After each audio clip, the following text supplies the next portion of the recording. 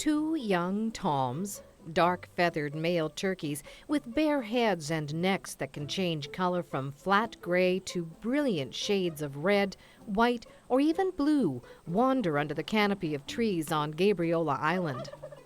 The large birds meander down the middle of the road, through town and in people's yards as they forage for food like insects, acorns, seeds, berries, and even small animals. We're not really sure how they got there. For Growls, Gabriola Rescue Wildlife Society, in 2008, January 2008, was our first contact. An islander called to say there was a gang of turkeys in her front yard. We didn't know they were wild or were they tame. We found out that they are wild turkeys. There are numerous theories how the turkeys ended up on Gabriola Island. Well, that's a mystery.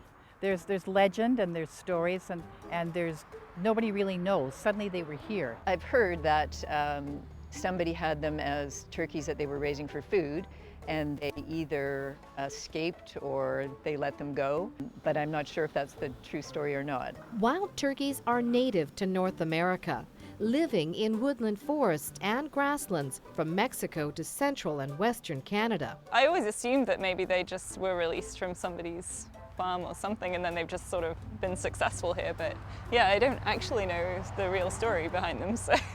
Over the years, their numbers have grown considerably on the island. Some say there are 3 gangs. That's what a group of wild turkeys is called. There's the Barrett Road group. Starts out maybe 10, 15 turkeys, and they're little ones, and the little ones get picked off. Then there's the group that comes here. I would say 50 to 60 in groups around the island. 3 different groups that I know. I'd say 50 to 60 in total. Some say there are 5 gangs spread across the island, mostly hidden during the day and hanging out on the telephone wires and low branches at night. Yes, wild turkeys can fly despite their size. I think they're wonderful. I moved from the city to Gabriola because it's a rural environment, so I think it's fantastic that there's deer and turkey. The turkeys are tolerated by some people. You either hate them or you love them. And guess what? Gabriola Rescue Wildlife Society, all our people love the turkeys. And when they're crossing the road, sometimes they stop in the middle to decide, are they going over the road, are they coming back? It slows down the traffic. We live on an island, and most people are respectful of the turkeys. Yeah, I think that they're part of the charm of Gabriola and the culture of Gabriola. There are turkeys on grocery bags, there are turkey bracelets, there are turkey cards and paintings.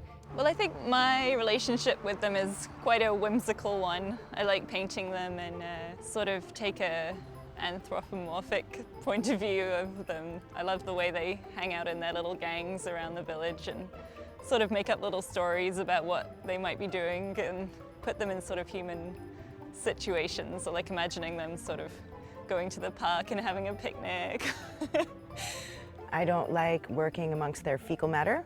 I don't like when they rip out the plants. I don't mind them if they don't get in the gardens and destroy my work. Gabriola is a relatively small island.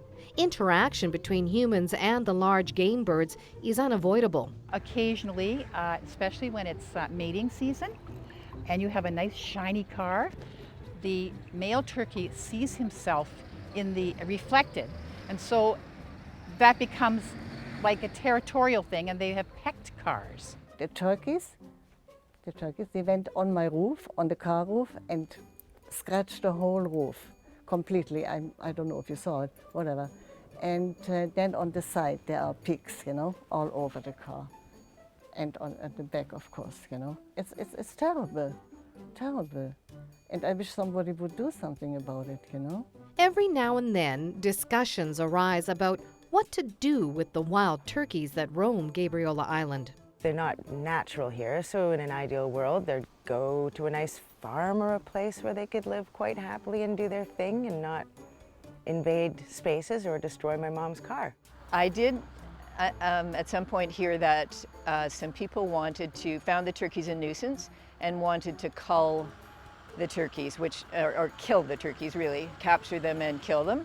And I was quite alarmed at that because I didn't think that was a very good idea. And with Growls, I do puppet shows.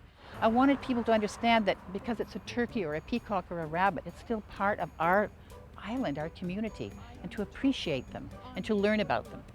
Gobble, gobble, gobble, gobble, gobble, gobble, that's me. My name is Gertie on Gabriola. They even named the big bus after me. Gobble, gobble, gobble, gobble, gobble, gobble.